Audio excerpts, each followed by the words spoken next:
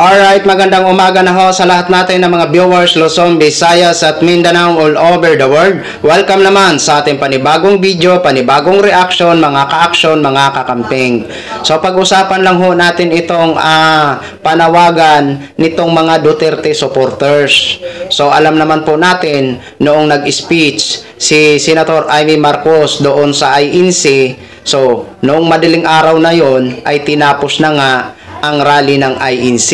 Hindi na sila nagrally sa ipangatlong araw. Pero itong mga Duterte supporters ay nagrally pa rin sila kahapon doon malapit sa EDSA Shrine para sa pangatlong araw. So ito ho ang kanilang panawagan, mga ka-aksyon, mga kakamping.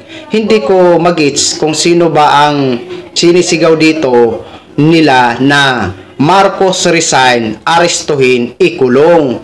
So, hindi ko mag-gets kung sino ba ang arestuhin or sino ba ang ikulong. At sabi pa nila, babalik daw sila mas marami. Okay? Kailan ba yan kayo dadami? Di ba? Ang tanong, kailan ba sila dadami? Di ba? Alam naman po natin, may rally tayo sa November 30 na kung saan transparency, accountability ang ating panawagan. Di ba? Pero dito sa mga Duterte supporters, talagang ang kanilang paniwagan ay Marcos resign, Marcos resign. So, sabi kasi dito nila, sa sigaw nila, babalik daw sila mas marami. Kailan pa ba kayo dumami? Kailan pa ba kayo dumami? Di ba? Hindi sila pinayagan na sumama sa rally ng INC kasi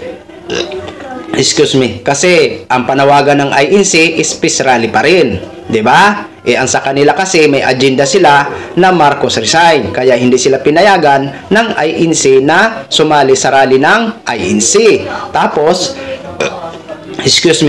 Tapos ito naman ang grupo ni Silis na kung saan may binyo sila sa EDSA Shrine, pero kinahaponan pumunta ho sila sa People Power Monument at hinarang nga at nagkaroon ng konting tensyon, pero kalaunan pinayagan din sila, 'di ba? Ibig sabihin wala talaga silang wala talaga silang maraming suporta. Kasi sa tingin nyo ba, mga ka-action, mga kakamping, kung marami ito sila, sa tingin nyo ba lilipat pa ba sila? Pupunta pa ba sila ng People Power Monument? Kung alam nila na marami ho sila? Siyempre, kung marami sila, punong-puno na ang EDSA Shrine. Pero bakit kailangan pa nila pumunta ng People Power Monument? Diba? Ito ho, mga ka-action, mga kakamping. Panoorin po muna natin ito. Marcos resign! Marcos resign! Marcos resign! Marcos resign! Babalik kami! Mas marami! Babalik kami! Mas marami! Babalik kami! Mas marami! Susunod na tayo! Yung pagkain! Yung walang pagkain! Huwag lang kayo umalis, mayroon pang darating! Pagkain lang sa inyo! Okay, maraming salamat! Makinig mo na! Makinig! Makinig mo na! Makinig mo na! Marcos resign! Aristuin! Ikulong! Marcos resign! Aristuin! Ikulong! Marcos resign! Aristuin! Ikulong! Marcos resign! Aristuin! Ikulong! So yun na ho, mga ka-action, mga kakamping, no? Narinig na ho natin ang kanilang panawagan. Narinig nyo naman, Marcos resign, arestuhin, ikulong. Ngayon, sino ba ang sinisigaw nilang arestuhin at ikulong? Ang tanong natin, si Mr. President Bongbong Marcos ba ang gusto nilang ipaaresto at ikulong? Yan po ang tanong natin. Kung halimbawa man yan ang kanilang sinisigaw, sa anong dahilan? Sa anong dahilan bakit arestuhin or ipakulong? 'Di ba? Kung si Mr. President ang kanilang sinisigaw diyan na Marcos resign, arestuhin, ikulong, 'di ba? Yan ay tanong lang naman natin. Anong dahilan halimbawa kung si Mr. President ang kanilang pinapatamaan? Ano ang dahilan para arestuhin at ikulong si Mr. President Bongbong Marcos? Dahil ba sa salaysay ni Saldico? Bakit? Masasabi ba natin na credible ba ang sinasabi ni Saldico? Or dahil ba sa pag-reveal nito ni Senator Ivy Marcos doon sa rally sa ANC na di umano gumagamit ang kanyang kapatid? Yung ba yung magiging dahilan? Diba? Nako, matindi ho talaga ang kanilang mga matindi ho talaga ang kanilang mga pangarap. Saan ka makakakita na ipapaaresto mo yung tao na wala pang sapat na batayan? Wala pang sapat na ebidensya. 'Di ba?